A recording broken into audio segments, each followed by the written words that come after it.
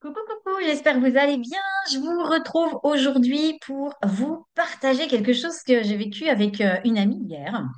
Et je me suis dit, tiens, ça peut peut-être donner des informations à certaines d'entre vous. Et donc voilà, je me suis dit, je vais noter ce qu'elle m'a partagé et je vais en faire une vidéo. C'est une émotionnelle.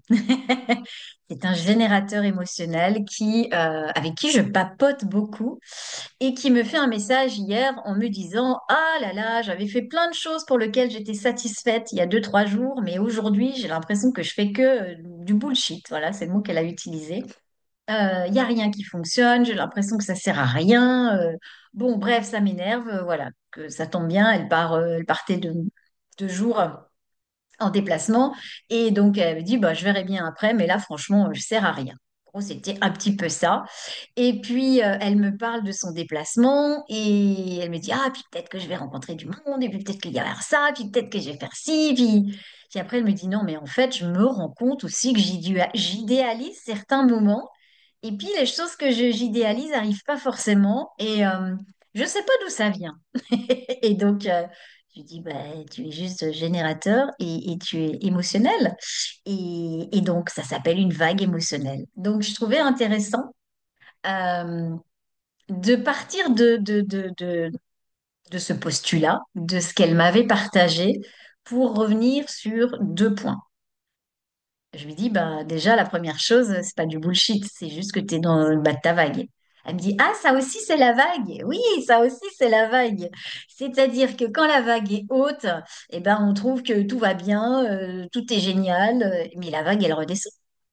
Et voilà, et ça fait partie de ce processus terrestre, binaire, de vivre dans cette dualité et se dire que c'est un cycle et qu'on ne peut pas vivre le haut de la vague sans vivre le bas de la vague. Ça fait partie d'un tout et de ne pas se dire que le haut de la vague est mieux et que le bas de la vague est moins bien ou il est nul ou etc. Non, ça fait partie de l'unité. C'est Vous ne pouvez pas vivre le jour si vous ne vivez pas la nuit. Vous ne pouvez pas vivre la lumière si vous ne vivez pas l'obscurité. Vous ne pouvez pas vivre le plaisir si vous ne vivez pas la douleur. Et bien que notre mental aimerait nous laisser tout le temps dans cette vibration de plaisir, c'est de se dire que quand on est dans le plaisir, de toute façon, ça va redescendre. Et que quand on est dans la douleur, ça va remonter. Et que c'est OK. Et que je nourris ça. Et que je le vis pleinement et que je l'accepte et que je sais que je n'ai pas de décision à prendre en tant qu'émotionnel, ni en haut ni en bas, et que justement parce que j'observe comment ça se passe avec mes émotions, que c'est pas de n'importe quoi que je fais. C'est juste, ah bah tiens, là je suis en bas. Alors quand je suis en bas, je vais peut-être faire des choses qui me nourrissent. Je vais peut-être prendre un peu de temps pour me retrouver peut-être dans ma propre aura, vivre mes émotions qui sont pas toujours idéales pour être en adéquation avec une relation. Donc je sais pas, je me prends un café, le temps de voir combien de temps dure la vague, hein, parce que elle peut durer quelques minutes, elle peut durer plusieurs heures, voire je pense même elle pour elle plusieurs jours. Donc, c'est de voir comment ça se passe et d'honorer cette vague. Vous vous rendez compte? C'est génial quand même d'être émotionnel. Moi qui ne le suis pas, je vous assure que c'est un beau cadeau. Et donc, de comprendre que vous êtes des surfeurs. C'est ce que je partage souvent à mes clientes. Vous êtes là pour surfer sur la vague autant en haut qu'en bas. Et de ne rien hum, diminuer en termes de fréquence vibratoire et de se dire que le bas est aussi important que le haut. Ah, c'est pas facile. C'est pas facile parce que évidemment, on aime tellement rester dans le haut et de comprendre que d'associer en fait le bas à quelque chose de mauvais, de négatif, voire néfaste et de ce truc, non, non, non, je veux absolument pas y aller parce que comme je ne l'accepte pas pour ce qu'il est, mais que je m'identifie à ce que je vis, ben, en fait, j'ai pas envie de le vivre. Et donc, je fais tout ce que je peux pour rester en haut ou remonter très, très vite vers le plaisir. Et en fait, quand vous êtes émotionnel, bah, il y a ce temps à accepter, il y a cette vague à honorer, et ça remonte pas comme on le voudrait. Donc c'est là où parfois il peut y avoir la tablette de chocolat qui traîne dans le coin ou je ne sais quoi qui va faire que vous allez trouver un moyen de pouvoir monter cette vague ou de vouloir faire remonter cette vague plus vite qu'elle ne devrait, ce qui n'arrive pas.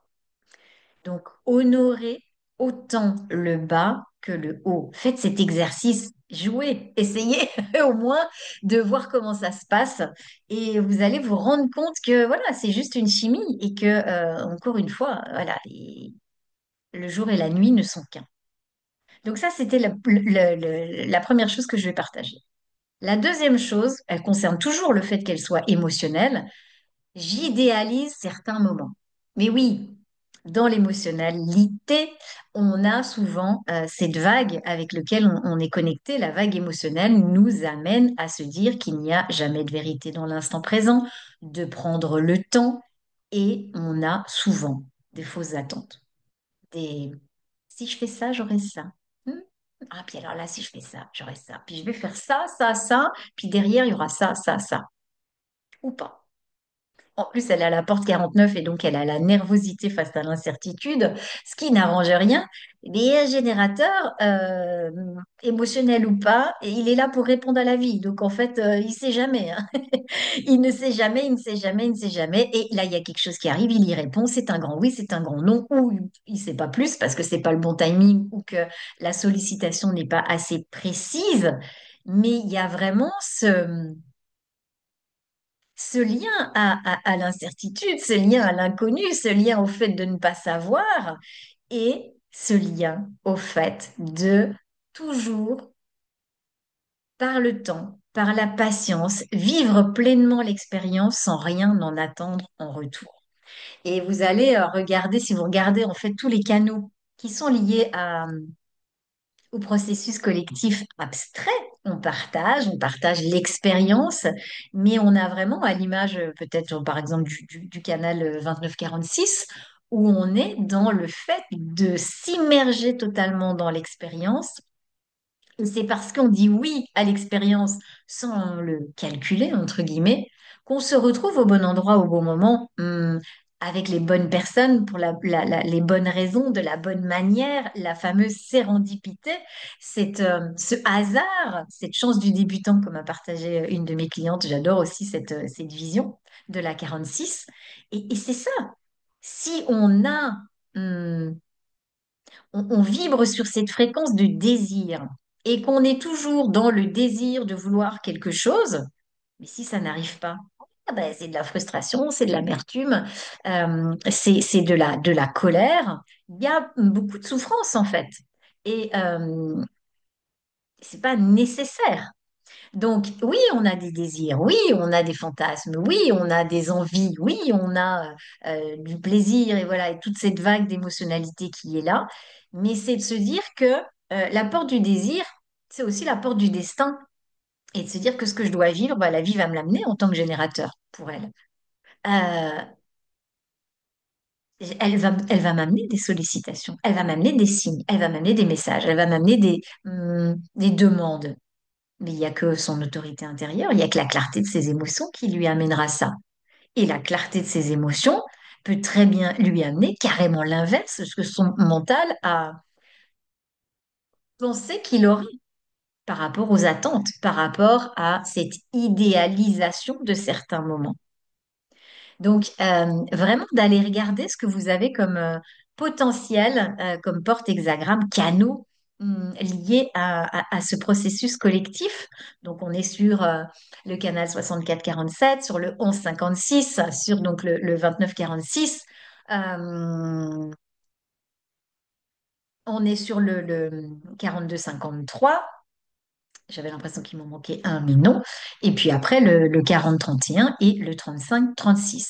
Tous ces canaux-là ont vraiment cette fréquence vibratoire qui est liée au temps, liée à la patience. Et le 11-56 qui a cette capacité de raconter des histoires et de raconter les expériences passées, si vous partez en vacances, c'est d'ailleurs l'exemple que je lui ai donné, elle part en vacances, bah déjà, il faut qu'elle parte, il faut qu'elle revienne. Il faut qu'elle voie ses amis. avant de pouvoir partager ce qui s'est passé et de les faire voyager à travers leur imagination par rapport à ce qu'elle va leur raconter et comment elle va stimuler leur imaginaire. Ça se fait pas en un claquement de doigts. Il y a ce temps de faire le voyage, de revenir et de partager à ses amis, quand elle va les avoir rencontrés, ce qui s'est passé en termes d'expérience.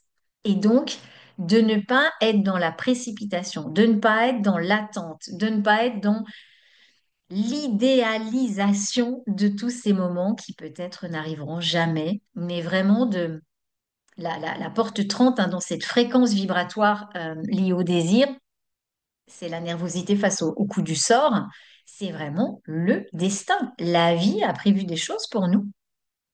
Et en tant que générateur, on est juste là pour répondre avec ce qui vraiment nous fait vibrer, quoi. Tout ce qui est lié, ce qui est viscéral pour nous. Et c'est tout.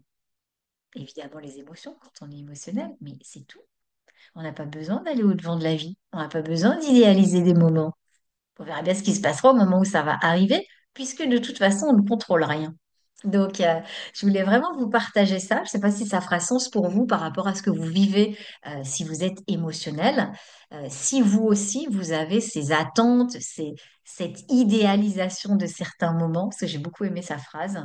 Et donc, ben voilà, sentez-vous libre hein, de me partager en commentaire si ça fait sens et si ça résonne pour vous, de me dire quels sont les potentiels collectif abstrait que vous avez dans votre schéma. Et donc, je serai toujours en joie de pouvoir vous lire. Je vous fais des gros bisous. Et puis, bah, comme d'habitude, hein, un pouce, abonnez-vous à la chaîne. Et puis, comme ça, vous aurez à chaque fois les prochaines vidéos qui ne tarderont pas à arriver. Je vous fais des bisous.